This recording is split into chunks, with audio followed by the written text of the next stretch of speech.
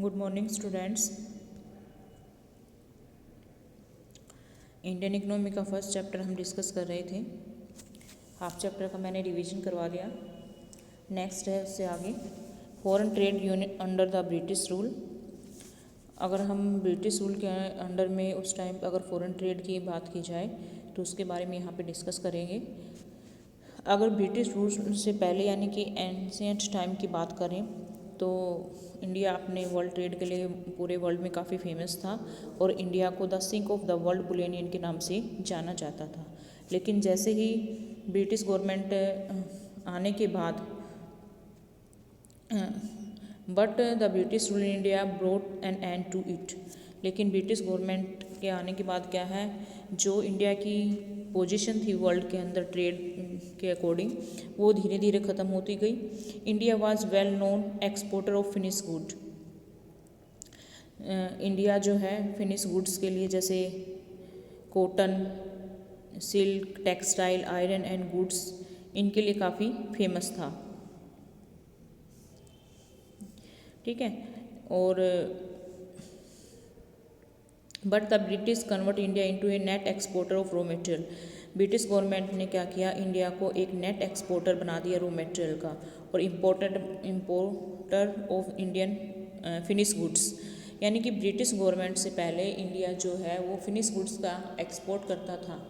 लेकिन अब situation British government के आने के बाद सिचुएशन देखी जाए तो रॉ मटेरियल का तो एक्सपोर्ट करता है और फिनिश गुड का क्या करता है, इंपोर्ट करता है। और ये कैसे पॉसिबल हो पाया कि ब्रिटिश गवर्नमेंट ने क्या किया, इसके लिए उसने डिस्क्रिमिनेशन पॉलिसी अडोप्ट की।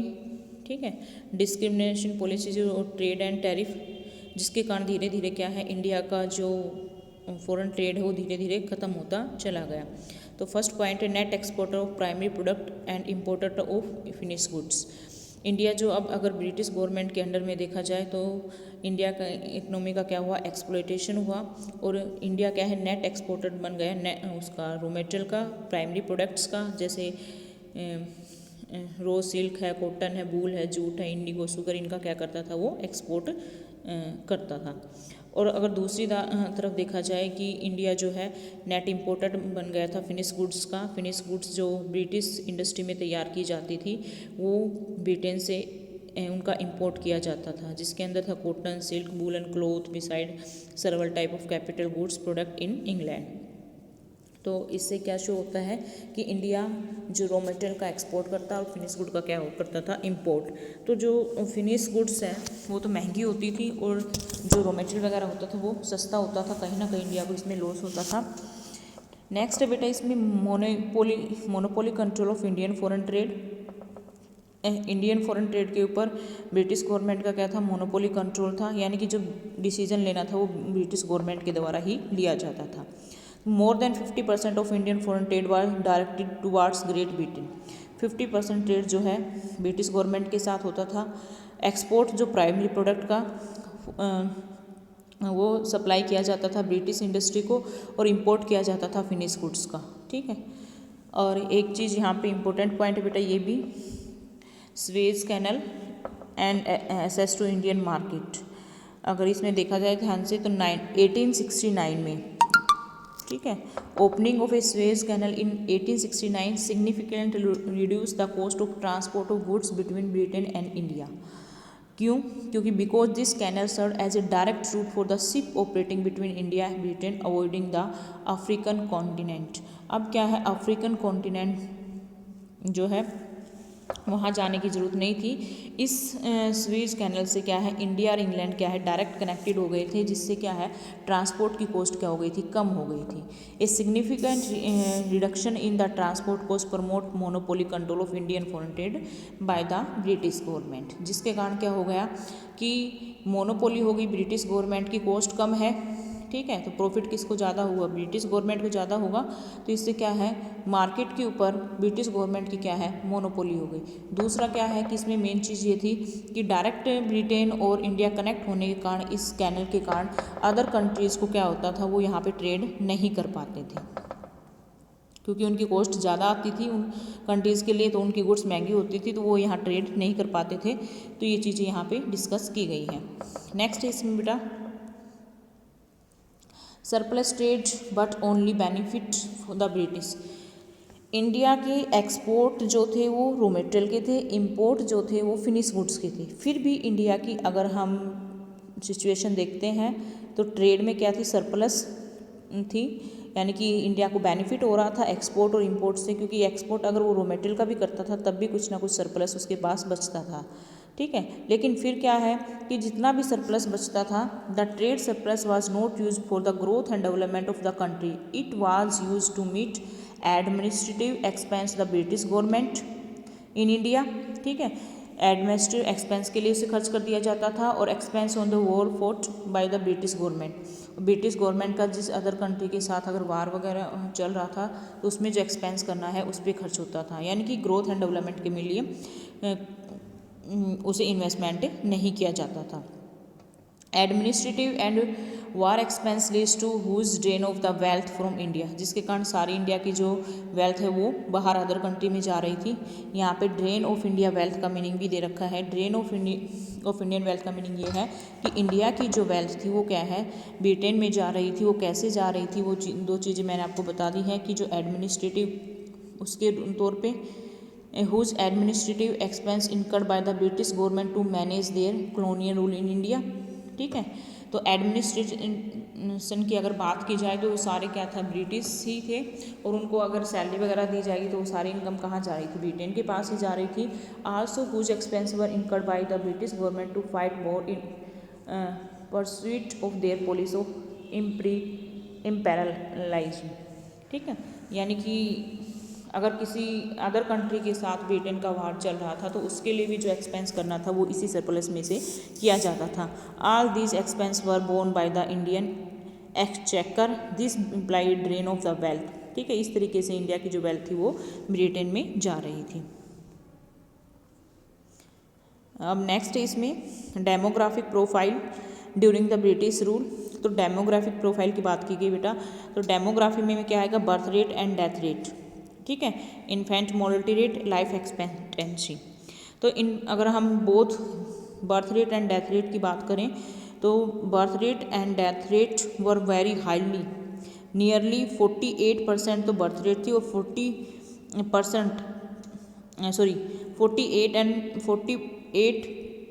बर्थ रेट थी, 40/1000 वो थी डेथ रेट थी, यानी कि पर 1000 कितने बच्चों ने जन्म लिया है, पर 1000 कितने बच्चों की डेथ हुई है, तो वो बर्थ रेट और डेथ रेट को बताती है 1 ईयर के अंदर। तो काफ़ी हाई थी 48 और 40। तो इससे क्या है कि इंडिया में मैसिव पॉवर्टी क्या है, ज़्यादा थी, ठीक है।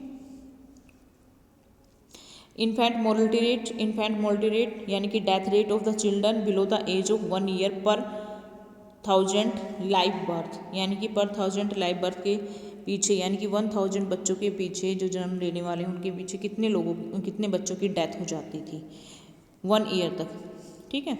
Birth to 1 year was very high, वो भी काफ़ी हाई थी। इट वाज 218 पर 1000, यानी कि पर 1000 देखा जाए तो कितनी थी 218, और अगर प्रेजेंट में देखी जाए तो ये कितनी है 32 पर 1000, ठीक है। तो ये भी क्या है, काफ़ी हाई थी। Infant mortality rate is a sign poor health care associated with the extreme poverty, ये क्या शो करेगी, इंडिया में काफ़ी पोवर्टी थी। नेक्स्ट है लाइफ एक्सपेक्टेंसी। लाइफ एक्सपेक्टेंसी की बात की जाए तो एवरेज लाइफ की बात की गई है, और एवरेज लाइफ अगर हम बात करते हैं तो कितनी थी इंडिया की 32 ईयर्स बिलो थी, इससे भी कम थी। और अब प्रेजेंट में कितनी है 69.4% है। तो लाइफ एक्सपेक्टेंसी भी क्या थी, काफ़ी कम थी। नेक्स्ट है इसमें डेमोग्राफिक ट्रांजैक्शन की अगर हम बात करते हैं तो 90, अच्छा एक पॉइंट और है इसमें डेमोग्राफिक, उसमें लिटरेसी रेट, ठीक है। लिटरेसी रेट भी अगर देखी जाए तो काफ़ी कम थी, ओनली 16% ही लिटरेसी रेट थी। ये क्या है, सोशल बैकवर्डनेस को शो कर रही थी। फीमेल लिटरेसी रेट की बात की जाए तो ओनली 7% थी, टोटल 16% और फीमेल ओनली 7%। डेमोग्राफिक ट्रांजैक्शन, तो डेमोग्राफिक ट्रांजैक्शन की बात करते हैं तो 1921 is regard as the year of great divide. 1921 को ईयर ऑफ ग्रेट डिवाइड के नाम से जाना जाता है। क्यों जाना जाता है, ये इंपॉर्टेंट क्वेश्चन है, क्योंकि 1921 से पहले अगर हम इंडिया की पॉपुलेशन की ग्रोथ की बात करें तो उसमें कोई ज़्यादा चेंजेस नहीं होते थे, यानी कि पॉपुलेशन ग्रोथ सेम सी बनी हुई थी। लेकिन 1921 के बाद की अगर हम बात करते हैं तो 1921 के बाद इंडियन पॉपुलेशन ग्रोथ रेट काफ़ी तेज़ी से बढ़ी है। तो अगर इससे पहले इसमें फर्स्ट पॉइंट सेकंड पॉइंट में यही दिया गया है कि 1920 population growth in India was never consistent. Size of population kept fluctuating, increase in one census and decrease in the other census. यानी कि मान लो कि एक सेंसस 10 साल में अगर पॉपुलेशन बढ़ी है 2%, तो अगले सेंसस यानी कि 10 साल में 2% पॉपुलेशन कम भी हो जाती थी, या 1.8%, मतलब जितनी इंक्रीज होती थी नियरली उतनी ही क्या हो जाती थी, डिक्रीज हो जाती थी। तो पॉपुलेशन में कोई ज़्यादा चेंजेस नहीं होते थे। आफ्टर अगर 1921 की बात करते हैं तो उसमें अगर देखा जाए इंडियन पॉपुलेशन कॉन्टीन्यूसली क्या होती गई है, राइज होती गई है। अगर इसमें कुछ डाटा गिवन है बेटा, जैसे 1901 की बात करें तो हमारी जो पॉपुलेशन है वो 0.04 इन टोटल पॉपुलेशन, ठीक है। और द सेंसस 1911 की बात करें show rise in 1.38 crore. Again the census 1921 की बात करें शो डिक्लाइन 0.07 करोड़। देखो एक बार इंक्रीज हुई है, दोबारा वो क्या हो गई है, डिक्रीज हो गई है। फ्रॉम द ईयर 1920 ऑनवर्ड्स, अगर 1921 के बाद की बात करें तो हमारी पॉपुलेशन क्या कॉन्टीन्यूसली इंक्रीज हुई है। 1931 में देखा जाए तो 2.76 करोड़, 1941 में देखा जाए तो 3.96 करोड़, और उससे आगे देखा जाए 1951 में तो 4.24 करोड़। तो यानी आप देख सकते हैं यहाँ पे कॉन्टीन्यूसली पॉपुलेशन क्या होती जा रही है, इंक्रीज होती जा रही है। इसलिए 1921 को ईयर ऑफ ग्रेट डिवाइड कहा जाता है, क्योंकि 1921 से पहले क्या था, पॉपुलेशन जो है वो ज़्यादा चेंज नहीं हो रही थी। एक सेंसस में इंक्रीज तो नेक्स्ट सेंसस में वो डिक्रीज हो रही थी, यानी बैलेंस चल रहा था। लेकिन 1921 के बाद ऐसा हुआ कि इंडिया के अंदर पॉपुलेशन कंटिन्यूसली क्या होती गई है, इंक्रीज होती गई है, ठीक है। अगर पॉपुलेशन इंक्रीज होगी तो lead to excess burden of maintenance of investment. It is an expenditure which a country has to incur on the maintenance of the existing population. अब पॉपुलेशन इंक्रीज होगी तो उसकी मेंटेनेंस के लिए क्या है, गवर्नमेंट को एक्सपेंडिचर करना पड़ेगा। और when the maintenance investment is high, growth oriented investment क्या हो जाएगा, कम रह जाएगा, ठीक है। High maintenance and low growth oriented investment on the eve of independence is another feature that Indian economy pointing towards is backwardness and stagnation, ठीक है। इससे क्या शो होता है कि इंडियन इकोनॉमी क्या है, बैकवर्ड है, और इंडियन इकोनॉमी में स्टैग्नेशन है। However the underlying fact is that till 1951 the rise in Indian population was never alarming, it range between mild to modest. अगर 1951 तक की बात करें तो जो इंडियन पॉपुलेशन इंक्रीज हुई थी वहाँ तक तो ठीक था, कोई ज़्यादा प्रॉब्लम नहीं थी, क्योंकि जो रेंज थी वो क्या थी, मिड टू मॉडेस्ट ही थी, ज़्यादा बड़ी मीडियम रेंज थी। लेकिन it was only for 1951 onwards the rise in population become explosive in nature. 1951 के बाद इंडियन पॉपुलेशन काफ़ी तेज़ी से बढ़ी है and the country start facing a serious challenge in the term of population explosion, ठीक है। नेक्स्ट इसमें बेटा occupational structure on the eve of independence. तो ऑक्यूपेशनल हमारा primary, secondary and tertiary 3 sector हैं, और इसमें 1951 में उसका डाटा गिवन है। प्राइमरी सेक्टर 72.7%, सेकेंडरी का 10.1% और टर्सरी का था सेक्टर का कंट्रीब्यूशन था 17.2%। ऑक्यूपेशनल की बात की जा रही है इसमें। तो आप यहाँ देख सकते हो कि मोस्टली लोग कहाँ पे, एग्रीकल्चर सेक्टर में वर्क करते थे। सेकेंडरी सेक्टर ने ओनली 10% ही एम्प्लॉयमेंट अपॉर्चुनिटी लोगों को प्रोवाइड कर रखी थी, और टर्सरी की कितनी थी, 17.2%। बाकी आप इसमें से डाटा आप लर्न कर लेना, समझाने वाली कोई बात नहीं है। और ये बेटा आगे टेबल दी गई है, तो इसमें यही चीज़ है जो आपने टेबल में देखा है कि टोटल जो वर्किंग पॉपुलेशन है उसका 72.7% पॉपुलेशन एग्रीकल्चर सेक्टर में काम कर रही थी, ठीक है। फिर उसमें यही चीज़ दे रखा है, percentage of population depend on agriculture is much less in advance country of the world. जो एडवांस कंट्री हैं उनमें क्या है, पॉपुलेशन बहुत कम एग्रीकल्चर सेक्टर के ऊपर डिपेंड करती है। इंग्लैंड एंड अमेरिका की बात की जाए तो ओनली 2% पॉपुलेशन एग्रीकल्चर सेक्टर में वर्क करती है। जापान में 12%, जर्मनी में 4%। ठीक है, तो ये चीज़ भी क्या शो करती है कि इंडियन इकोनॉमी क्या है, एक बैकवर्ड और स्टैग्नेशन इकोनॉमी है। सेकंड है, इसमें अगर इंडस्ट्री की बात की जाए तो टोटल वर्किंग पॉपुलेशन कितनी है, 10%। इसमें यहाँ पे 9.9% दे रखा है। अगर हम डेवलप कंट्रीज़ की बात करें तो 32% पॉपुलेशन यूएसए की क्या है, इंडस्ट्री सेक्टर में है। इंग्लैंड की 42% और जापान की कितनी है, 39%। तो ये चीज़ भी क्या शो करती है कि इंडियन इकोनॉमी क्या है, बैकवर्ड इकोनॉमी है। अनबैलेंस्ड ग्रोथ, इंडिया की जो ग्रोथ है वो बैलेंस ग्रोथ नहीं है, क्योंकि आप देख सकते हो कि प्राइमरी सेक्टर, सेकेंडरी सेक्टर और टर्सरी सेक्टर, ठीक है, तीनों ही सेक्टर का अगर हम कंट्रीब्यूशन की बात करें तो बैलेंस ग्रोथ नहीं है। Growth is said to be balance when all sector of economy are equally develop. Equally develop नहीं है।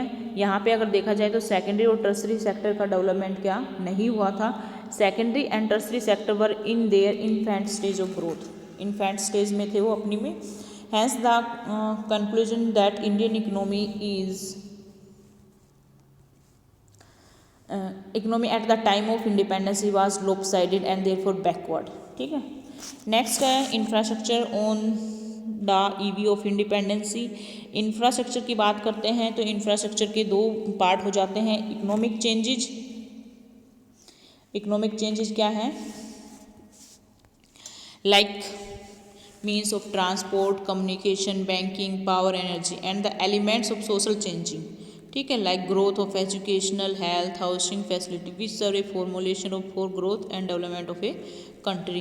तो टू टाइप इंफ्रास्ट्रक्चर है आपका, एक इकोनॉमिक इंफ्रास्ट्रक्चर, दूसरा है आपका सोशल इंफ्रास्ट्रक्चर। तो उस टाइम अगर हम देखते हैं इकोनॉमिक और सोशल इंफ्रास्ट्रक्चर वो भी ज़्यादा डेवलप नहीं थे, क्योंकि इंडिया में ट्रांसपोर्ट की, कम्युनिकेशन की, इन फैसिलिटी की क्या थी, काफ़ी कमी थी। एक रेलवे डिपार्टमेंट का डेवलपमेंट जरूर हुआ था। तो फॉलोइंग ऑब्जर्वेशन है यहाँ पर, railway were develop to transport finish good for the Britain to the interiors of the colonial India. It aim at widening the size of market for the British product in India. देखो, railway का जो development किया था वो main purpose क्या था कि जो फिनिश गुड ब्रिटेन में तैयार की जा रही थी उनको इंडिया के मार्केट में सेल किया जाए, यानी कि ब्रिटिश गुड्स के लिए इंडियन मार्केट को तैयार करना। दूसरा क्या है, पोर्ट्स भी डेवलप की गई थी। ठीक है, ports were develop to handle the export of raw material to Britain. जो हम एक्सपोर्ट करते थे रॉ मटेरियल को और जो फिनिश गुड का हम इंपोर्ट करते थे उसके लिए पोर्ट्स का भी डेवलपमेंट किया गया था।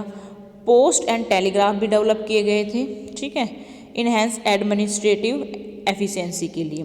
Road were develop to facilitate transportation of the raw material from the different part of the country to the ports. Road भी डेवलप किए गए थे, किस पर्पज़ के लिए डेवलप किए गए थे कि जो पोर्ट्स पे रॉ मटेरियल को पहुंचाना है या फिनिश गुड्स जो ब्रिटेन से आई हैं उनको कंट्री के डिफरेंट पार्ट तक पहुंचाने के लिए रोड्स का भी डेवलपमेंट किया गया।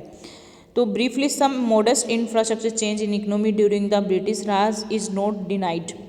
ठीक है, कि हम ये डिनाइड नहीं कर सकते कि ब्रिटिश राज में हमारे इंफ्रास्ट्रक्चर का डेवलप नहीं हुआ, but the motive behind this change was not the growth and development of Indian economy. लेकिन मोटिव उनका ये नहीं था कि इंडियन इकोनॉमी की ग्रोथ या डेवलपमेंट करना था, उनका मोटिव इतना ही था कि वो क्या करें, इंडिया का एक्सप्लोटेशन करें।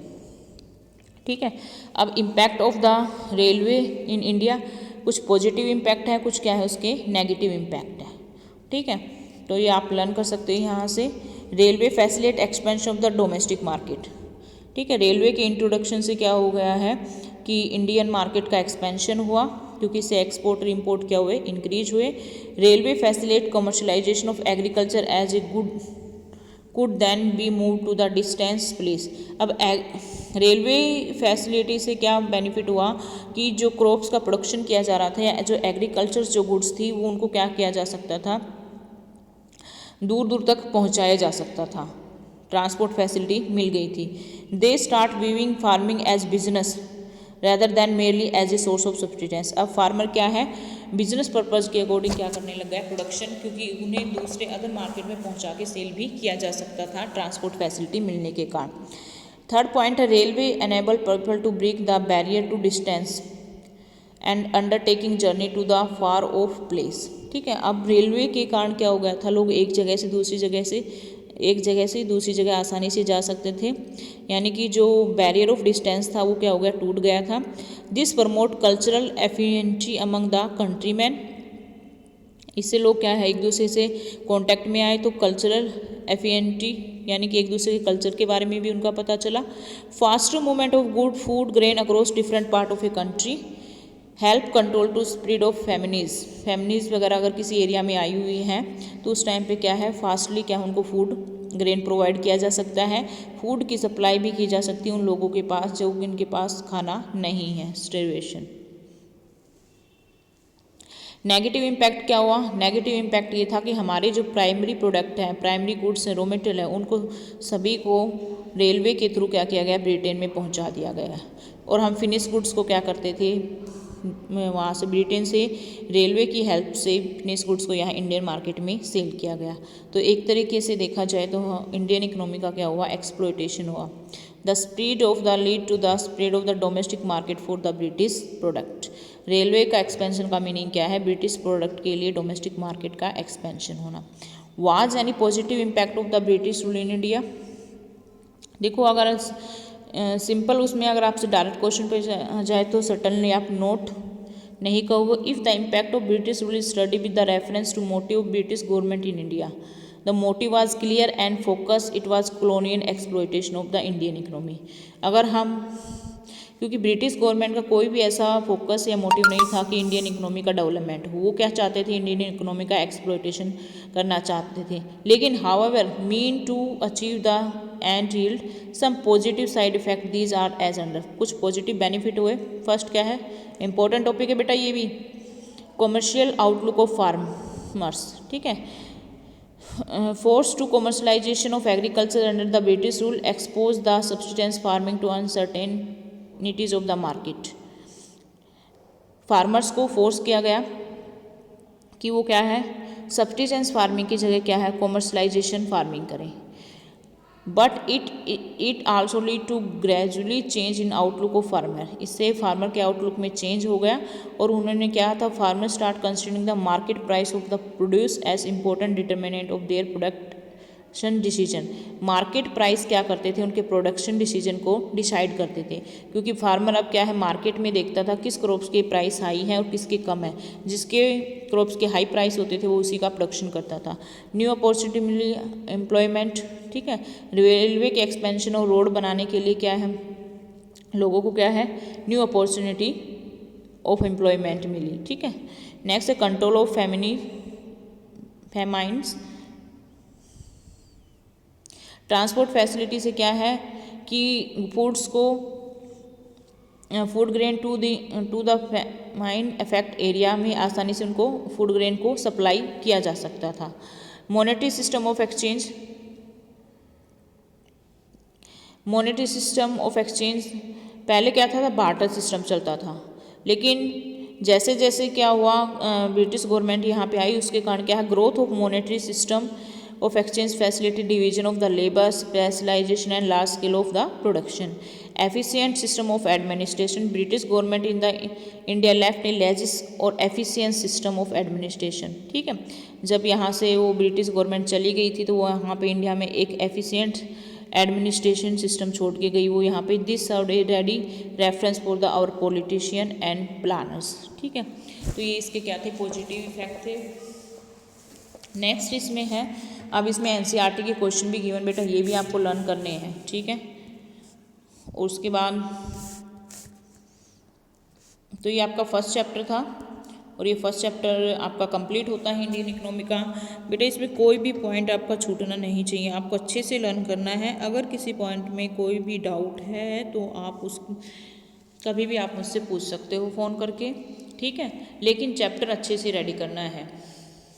और प्रैक्टिकल के बारे में मैं इंफॉर्मेशन अभी सेंड कर दूँगी आपके पास।